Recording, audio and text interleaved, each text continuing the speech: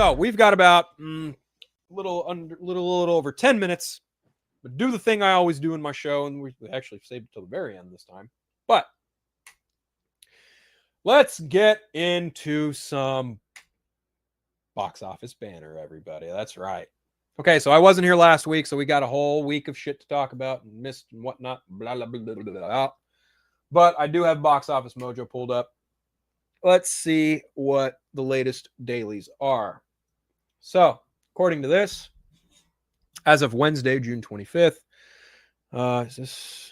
Let me refresh the page. Does it still say Wednesday?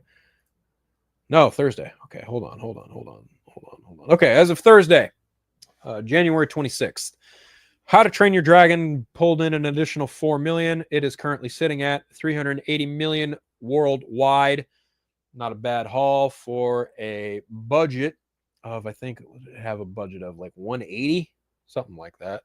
How to Train Your Dragon's going strong. Elio, worldwide total, $45 million. Apparently, Elio had the lowest domestic opening weekend for a Pixar film, which is wild to me. Draven, who's usually in the chat sometimes, I know he really liked it. But yeah, that movie is not doing well at all. 28 years later is at a worldwide total of $70,653,000. So $70.6 million worldwide. It's not too bad. Not too bad. 28 years later, and apparently there's another film coming out after that too. So they've already got that little franchise going. Lilo and Stitch is steadily climbing towards that $1 billion mark. And it is at a worldwide grand total of $917,458,591. And it currently has a theater capacity as of yesterday. Wow. So worldwide, widest release of 4,410 theaters. It's currently still playing as of yesterday in 3,375 theaters. And it made another million yesterday. Fuck, this movie just might make it to $1 billion, guys. This might be the first $1 billion W of 2025. Hot shit. That's good. That's really good. Yeah, it's only lost about just 1,000 theaters. That's not too bad. Let's check out Mission Impossible Final Reckoning. Currently sitting at a worldwide total of $548,447,651. So $548.4 million. Not too shabby, even though the movie cost about $400 million to make. I'm sure Paramount's not too worried about it due to COVID and the strikes, setting that budget, ballooning it to a lovely little $400 million before marketing. Yikes. Even still, I think Paramount, if they wanted to, once everything, once they all reel in from the repercussions of the strikes, et cetera, they'll probably greenlight another one in a couple years or in a year. I don't know. Stitch is getting the dough for Disney. That's right, my friend. Albert, not a retro. Thanks for tuning in. Little tight for cash. Got laid off. Gun Superman will fail because he doesn't respect the lore. Guardians of the Galaxy was successful in spite of him, not because of him. Very interesting take. I will say that. Superman will fail because he doesn't respect the lore.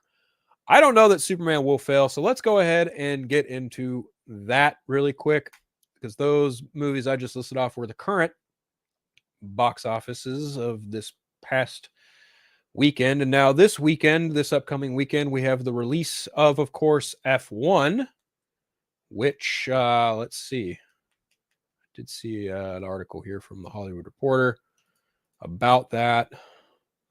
Okay, here we go. So, according to the Hollywood Reporter, Brad Pitt's F1 fires up box office with $10 million in previews. Megan's sequel takes in 1.5. The Formula One movie directed by Joseph Kosinski from Top Gun Maverick has already banked a hefty $10 million in previews. The domestic box office officially opening everywhere today. That includes 7 million in Thursday showings and 3 million from a host of sneak screenings. Wow, it's not bad at all. Warner Brothers Distributing with helping Apple to market the big budget summer tentpole, which is tipped to open 40 million to 50 million in North America, another 75 million for a global total of 115 worldwide million. The film has a huge advantage in having a lock on IMAX screens for 3 weeks, in addition to playing other premium large formats, including Dolby Cinema, for part of the time. One major caveat: the movie sports a hefty production budget of at least $200 million before marketing. Oh, that's not good. So, if it makes 115 its opening weekend, and it is, the dad blockbuster of the summer, which is looking like it just might be. I've heard a lot of people say great things about F1. I would not doubt it probably will be like the dad movie of the summer. Wouldn't doubt that one bit. Not at all. As for Megan, that one is it's the sequel, right? Apparently, it's set 2 years after the AI doll went on a murder. I haven't even seen the first one, so all this is just completely spoiler territory for me. So bear with me, guys. Went on a murder spree to protect her young human charge, Violet McGraw, and was subsequently shelved.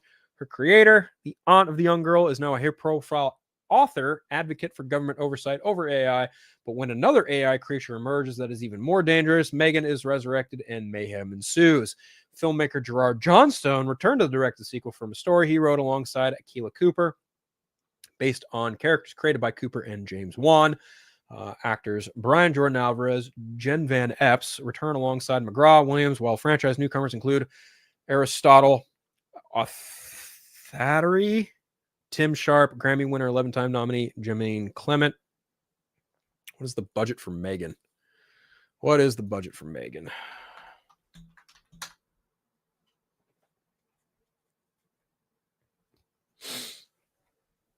Does it say what the budget is? I don't think so. So the original budget for the first movie was 12 million, went on to gross 181 million. That's actually really incredible. The second one has a budget of, 15 to 25 million dollars. So opening on a Thursday to 1.5 million, that's not too bad. That is not too bad. We'll see how the weekend shakes out for those, right? Let's see. Hosi says, I've seen Jurassic World Rebirth. Reviews are really bad, but I've seen some call it Jurassic World Refund. What have you seen? I will be seeing Jurassic World Rebirth next Thursday because I am not going to my company picnic. I do not want to sit out in 100+ degrees weather and possibly get heat stroke or whatever. I don't want to deal with that. So I am going to go see that movie instead at the theater closest to my job. I have not picked up a ticket yet because I'm just going to wait until I get paid next week to get that ticket.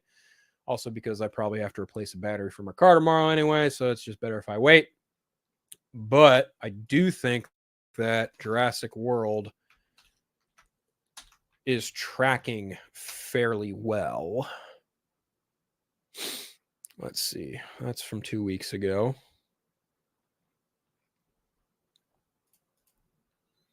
What does Reddit say? Oh, this is from Box Office Pro. So according to Box Office Pro,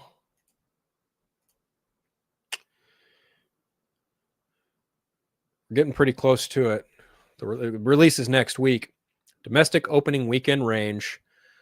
3-day is anywhere between 100 million to 120 million.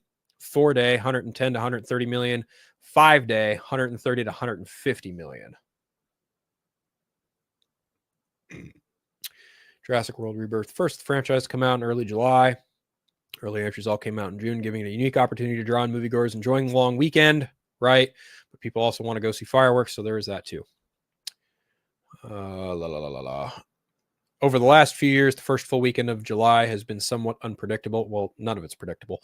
2024, 2022, and 2017 entries in Despicable Me franchise, respectively, dominated as expected. Spider-Man Far From Home took the crown in 2019. Yeah, I mean, it's kind of tough to say for Jurassic World Rebirth. it's really going to boil down to like word of mouth. And I've heard mixed things about it as well. So we'll see if it's, worth a shit or not worth a shit. A friend of mine said it is the best Jurassic sequel since the first movie, or rather, it is the best Jurassic sequel following the movie. Whether that remains to be seen for me, I don't know, because I just feel like I've seen a lot of these elements in previous movies before. So we'll see about that. But I can promise you, once Superman comes out the next week, those dino legs are just getting chopped. Chop, chop, chop. Done, done. Bye-bye.